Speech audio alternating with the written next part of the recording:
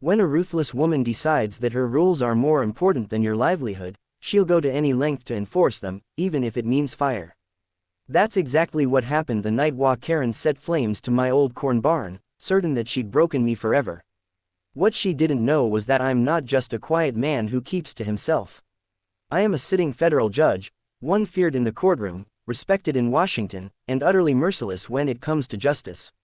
It all started when I moved back to my late father's land in a quiet rural subdivision where city escapees built million-dollar homes. My old red barn stood tall, weathered but sturdy, filled with heirlooms, memories, and most importantly, the dried corn I sold seasonally to local farmers. To me, it wasn't just a barn, it was legacy, sweat, and continuity. To Karen, it was an eyesore that lowered property values. She introduced herself the very first week with a clipboard in hand, her bleached hair pulled tight, lips pursed in permanent disapproval. "You'll need to repaint this barn, or better yet, tear it down. It violates community standards," she declared. I looked her straight in the eye and said, "This barn has stood longer than your HOA paperwork. It isn't going anywhere." That was the beginning of her campaign against me.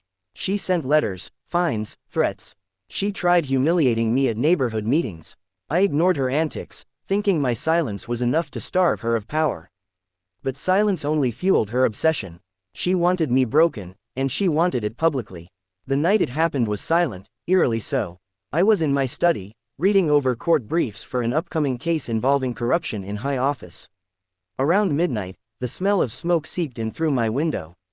I rushed outside, barefoot, and there it was, my barn engulfed in orange flames, crackling, roaring, consuming.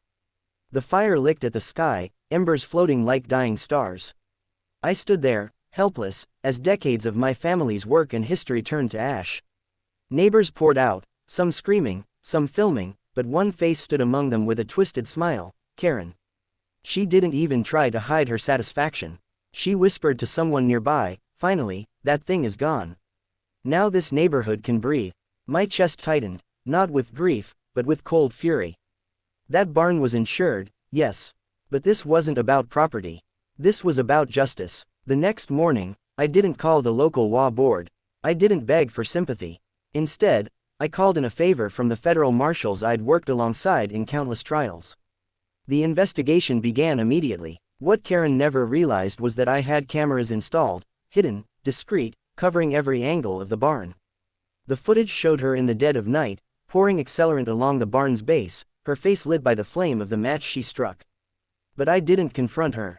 Not yet. I wanted her arrogance to trap her deeper. So I went about my life as though defeated, walking past her sneers with my head low. She grew bolder, laughing in her driveway, bragging at HOA meetings about removing blight. She had no idea her downfall was already sealed. 3 weeks later, I sat in my federal courtroom. Marble pillars, heavy oak benches, the air charged with tension. My clerks filed in, reporters scribbled, the gallery packed tight. This wasn't just any hearing, it was Karen's arraignment, charged with arson, reckless endangerment, and destruction of federal property.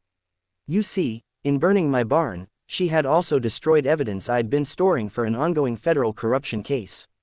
That meant her crime had crossed into federal jurisdiction. When the bailiff announced her name, Karen stepped forward in disbelief. Her head whipped around as she realized who was sitting on the bench above her, black robes, gavel in hand, eyes cold and unforgiving.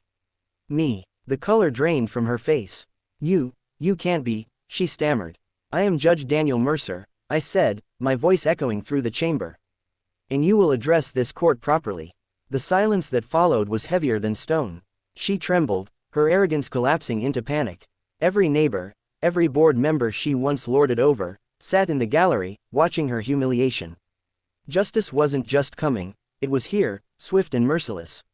I recused myself from the sentencing, of course, to preserve judicial integrity. But the evidence I had delivered was ironclad. The trial was short, the verdict unanimous, guilty. Karen was sentenced to years in federal prison, her property seized to pay restitution. The night I walked past the ruins of my barn, the moonlight casting shadows on charred beams, I felt no sorrow anymore. Only justice. I would rebuild, not because Karen tried to erase it, but because she failed. She thought I was just another man she could bully. She thought her petty HOA rules gave her power. But she learned the hard way. Some men are not to be trifled with. Some men are the law.